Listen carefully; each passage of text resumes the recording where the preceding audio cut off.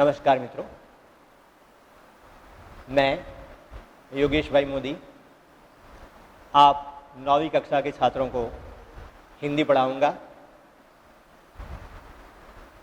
हर कार्य की शुरुआत हम प्रार्थना से करते हैं। तो यहाँ पर हमारा जो काव्य है, हमारा जो अभ्यासक्रम है, उसके शुरू में भी एक सुंदर सा काव्य भगवान की प्रार्थना करते हुए हमारे सामने रखा गया है। काव्य का सुंदर सा नाम है आराधना, प्रार्थना, पूजा, जो भी कहिए आप। कवि नए हैं, 1922 में उनका जन्म हुआ है, 2002 में उनकी मृत्यु हुई। ऐसे वसंत बापट जिसके कवि हैं। आपको एक काम करना होगा, अगर आप जो भाषा का पाठ आप पढ़ रहे हो उस वक्त आपको अपने पास हिंदी की कॉपी रखनी है, हिंदी का पाठ्य पुस्तक अपने पास रखना है, उसमें भी देखते रहना है और मेरी आवाज़ भी सुनते रहना है, तभी आप इस पाठ को अच्छे से समझ पाओगे। ठीक है, तो आप सभी अपनी पाठ्य पुस्तक अपने पास ले लो और फिर हमारा ये पाठ आप देखो। ठीक है, ओके। यह जो काव्य है वसंत बापट का लिखा हुआ, पहले हम कवि परिचय देख लेते हैं। हिंदी के ख्यातनाम कवि है, प्रसिद्ध कवि है। जन्म इनका महाराष्ट्र के सतारा जिले के कराड़ नामक गांव में हुआ था। पुणे आपकी कर्मभूमि है, कर्मभूमि जहां पर आपने कार्य किया है अपना। तो ऐसे पुणे में इन्होंने अपना कार्य किया है। राष्ट्र सेवा दल में भी आप अग्रणी है। यहाँ पर देखो आप शब्द का उपयोग हुआ है। क्यों हुआ है ये?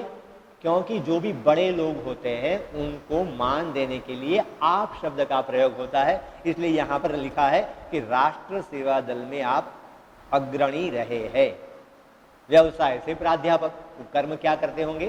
प्राध्यापक है, शायद कॉलेज में ये पढ़ाते होंगे। इनके काव्यों में राष्ट्रभक्ति, समाज जागरण एवं मानवीय संवेदनाओं को उन्होंने ध्यान दिया है। सेतु, बिजली, सकीना, अकरावी यानी 11वीं दिशा, तेजसी जैसी इनकी प्रसिद्ध रचनाएं हैं। ठीक है, बाकी तो क्या है, अब जो बाकी काव्य है उस काव्य में हमें कवि क्या कहना चाहते हैं उसकी बात है कि प्रस्तुत प्रार्थना में सत्यम शिवम सुंदरम की भावना के साथ दीन दुखियों की रक्षा करना। दीन, यहां पर एक सुंदर सा शब्द है दीन। मालूम है क्या है इसका? कहीं बोलेंगे दिवस, सही ना या गलत? दिन यानी दिवस? नो, ध्यान रखना है, ये दो दिन है आपके सामने। एक ये जो है उसका अर्थ होता है दिवस, ठीक है, और इसका अर्थ होता है गरीब। ठीक है, इसको याद रखना है। दीन बंधु, भगवान को दीन बंधु कहा है। दीन यानी गरीब, लाचार, बेबस लोगों का ये बंधु है, सहारा है भगवान, इसलिए उनको दीन बंधु कहा है। ठीक है, तो दीन को याद रखना। जब भी आप गरीब के लिए उपयोग करते हो तो इस दिन का उपयोग करना है, और आप दिवस के लिए किसी शब्द का उपयोग करना चाहते हो तो ऐसे रस्वई, इसको क्या बोलते हैं? रस्वई, और इसको बोलेंगे दीर्घई। दीर्घ यानी जिसको बोलते समय ज्यादा हमें जोर देना पड़ता है, दीन, और यहां पर रस्व यानी जिसको बोलते समय हमें कम जोर देना पड़ता है, दिन और दीन। ऐसे इसको याद रखना है। ठीक है, ओके। तो दीन दुखियों की रक्षा करना, मानवता की उपासना करना, भेदभावों को दूर करना, बैर भाव से मुक्त होकर विश्व बंधुत्व की स्थापना करना। विश्व बंधुत्व, ये विश्व बंधुत्व क्या आप जानते हो? समग्र विश्व एक है, विश्व में रहने वाले सभी आपस में मिलजुल कर रहे, एक दूसरे का साथ दे, इसको बोलते हैं विश्व बंधुत्व। हाँ? सारा विश्व मेरा अपना है, अपनापन की भाव जो भाव है उसको बोलते हैं विश्व बंधुत्व। तो बैर भाव से मुक्त होकर विश्व बंधुत्व की सारे विश्व में स्थापना करना जैसे वैश्विक मूल्यों को हस्तांतरण करने की प्रेरणा देने वाली यह प्रार्थना मराठी से अनुदित है। यहां पर मैंने लिखा है मराठी, क्यों? क्योंकि ये कवि महाराष्ट्रियन है और महाराष्ट्र की जो, जैसे हमारी गुजराती लोगों की जो मातृभाषा है गुजराती है, उसी प्रकार महाराष्ट्र की जो मातृभाषा है वह क्या है? मराठी है। तो वसंत बापट ने यह काव्य मराठी में लिखा है जिसको हमारे सामने हिंदी में पेश किया गया है। ठीक है, अब यह काव्य है। काव्य ऐसा होता है कि जिसको हम अगर गाएं तो वह हमारे दिमाग में अच्छे से उतर जाता है। दूसरी बात कि यह काव्य कंठस्थ भी करना है आपको, मतलब कि उसको याद भी रखना है। तो मैं प्रयास करता हूं इसको गाने का, ठीक है? तो आप भी मेरे साथ फिर गाने का प्रयास करेंगे। ओके। देह मंदिर चित्त मंदिर एक ही है प्रार्थना, सत्य सुंदर मांगल्य की नित्य हो आराधना। दुखियारों का दुख जाए है यही मन कामना, वेदना को परख पाने जगाए संवेदना। दुर्बलों के रक्षणार्थ पौरुष की साधना, देह मंदिर चित्त मंदिर एक ही है प्रार्थना। जीवन में नव तेज हो अंतरंग में भावना, सुंदरता की आस हो मानवता की उपासना। शौर्य पावे धैर्य पावे है यही अभ्यर्थना, देह मंदिर चित्त मंदिर एक ही है प्रार्थना। भेद सभी अस्त होवे नर और वासना, मानवों की एकता की पूर्ण हो कल्पना। मुक्त हम चाहे एक बंधुता की कामना, देह मंदिर चित्त मंदिर एक ही है प्रार्थना, देह मंदिर चित्त मंदिर एक ही है प्रार्थना। ऐसे ही आपको भी इस काव्य को दोहराना है, गाना है, अपने आप प्रयास करना है। बड़ा ही सुंदर काव्य है, अगर आप उसको गाओगे तो आपको भी मजा आएगा।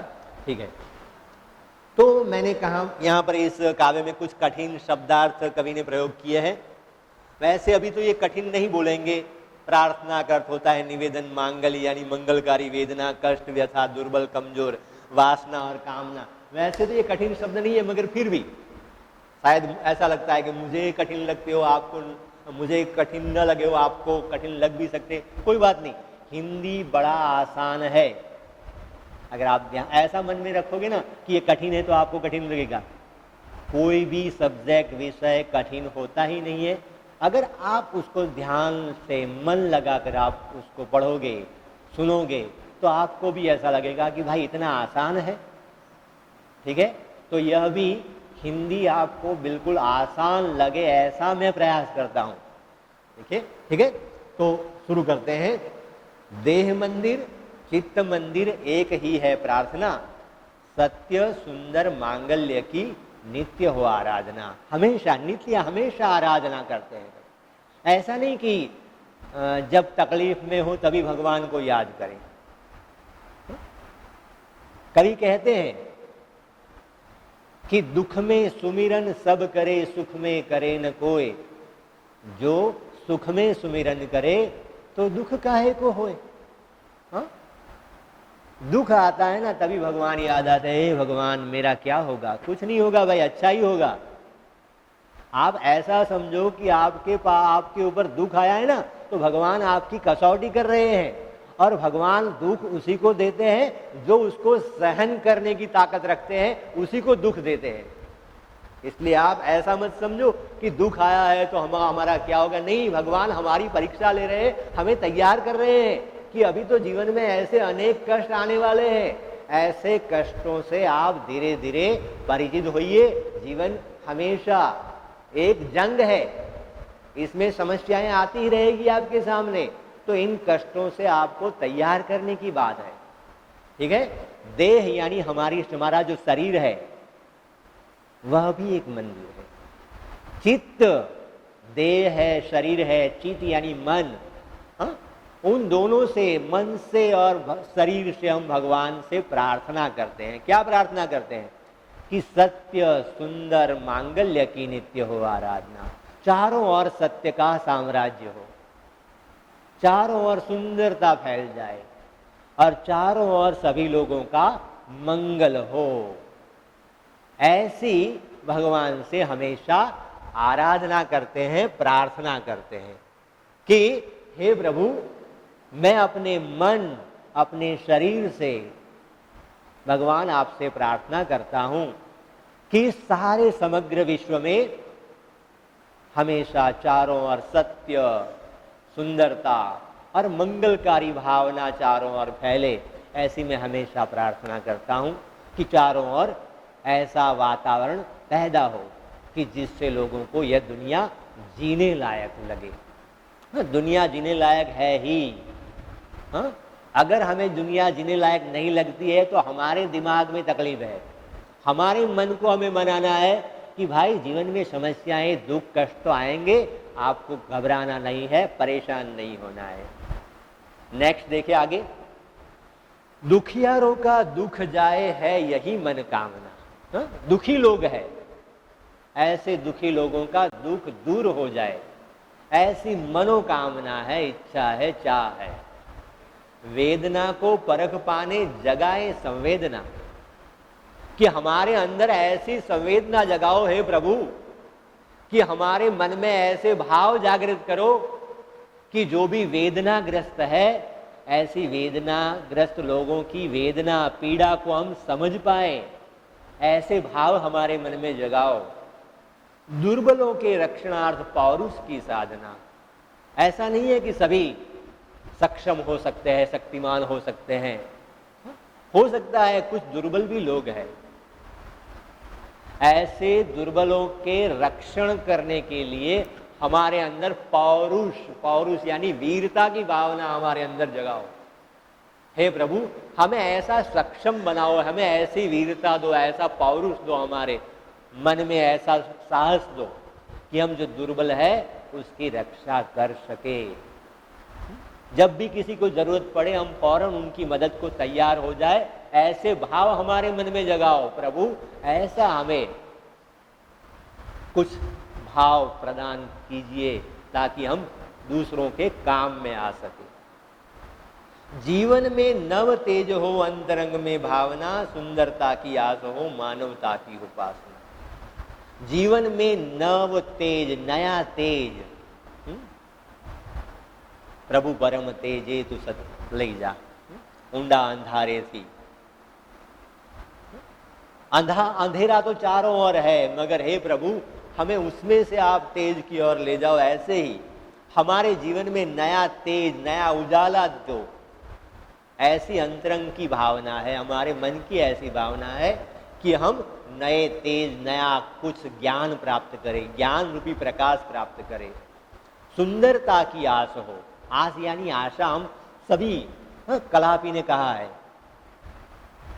सुंदरता चाहता नाना सुंदरता मळे, सुंदरता पामता पहला सुंदर बनवू पड़े से। खुद सुंदर बनना पड़ता है। सुंदरता चाहते तो सभी है, मगर क्या आप सुंदर हो तभी आपको सुंदरता प्राप्त होगी भाई। सुंदरता की आस हो, मानवता की उपासना। सुंदर कैसे हम बन सकते हैं कि जब हमारे अंदर मानवता आती है। ये बाहरी दिखावे को सुंदरता नहीं मानना है। ये बाहरी दिखावा तो ऊपर वाले की देन है।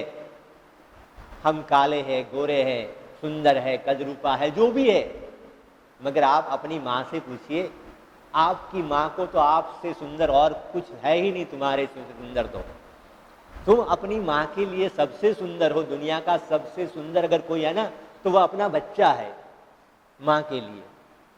भले ही वह कैसा भी हो, मगर उसके लिए तो वह सुंदर ही है।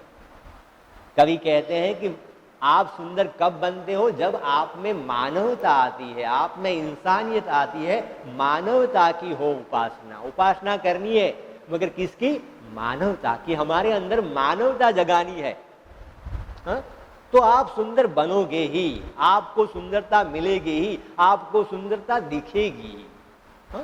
आपको चेहरे की सुंदरता नहीं देखनी है, चेहरे की सुंदरता खोजनी नहीं है, मन की सुंदरता देखनी है कि भाई ये सामने वाला जो व्यक्ति है उसमें इंसानियत है, ये दूसरों की भावना की कदर कर सकता है, तो वही सुंदर है। इस बात को आपको याद रखना है कि सुंदरता की आस हो, मानवता की हो उपासना। हाँ? तो उपासना करनी है मानवता की, इंसानियत की। अगर आप कोई दुखी, गरीब, लाचार व्यक्ति को देखकर आपको, आपका मन अगर उसकी मदद करने के लिए दौड़ पड़ता है ना, तो समझ लीजिए आप में इंसानियत है। कोई गिर जाता है तो आप अगर फौरन उसको उठाने के लिए, उसकी मदद करने को दौड़ जाते हो ना, तो आप सुंदर हो, आप इंसान हो, आप मानव हो। ठीक है? तो ऐसे मानवता जिसमें है वही सुंदर है, इस बात को आपको याद रखना है। शौर्य पावे, ऐसा नहीं है कि घर में बैठे रहना है, कोई भी आपको कुछ भी कह जाए आपको कुछ नहीं बोलना है, ऐसा नहीं है। आपको जब जरूरत होगी तब शूरवीरता भी धारण करनी होगी। हाँ, किसी का विरोध करना पड़े तो उसके लिए भी आपको तैयार रहना है। शौर्य पावे, जीवन में शूरवीरता भी, हे प्रभु मुझे शूरवीरता भी प्रदान करो। धैर्य पावे, हे प्रभु मुझे धीरज भी दो। हाँ? उतावले आंबा न पाके, धीरज भी चाहिए। कोई काम हमने किया है उसका परिणाम हमें मिलेगा ही। कर्मण्यवादी कारस्ते, कर्म करना हमारा अधिकार है, फल मिलेगा ही। भाई आपने काम किया है तो फल क्यों नहीं मिलेगा? मिलेगा ही, इस बात पर आपको विश्वास रखना है। हाँ? धैर्य पावे, धीरज रखिए आपको आपके काम का जो भी फल है वह मिलने ही वाला है, मिलेगा ही। भले देरी से मिले मगर मिलेगा। ऐसा भी हो सकता है देरी से भी मिले। हा? यही है अभ्यर्थना है, प्रार्थना है प्रभु कि हमारे अंदर शूरवीरता जगाओ, हमारे अंदर धीरज दो। हा? धरती माता की तरह धीरजवान बनना है।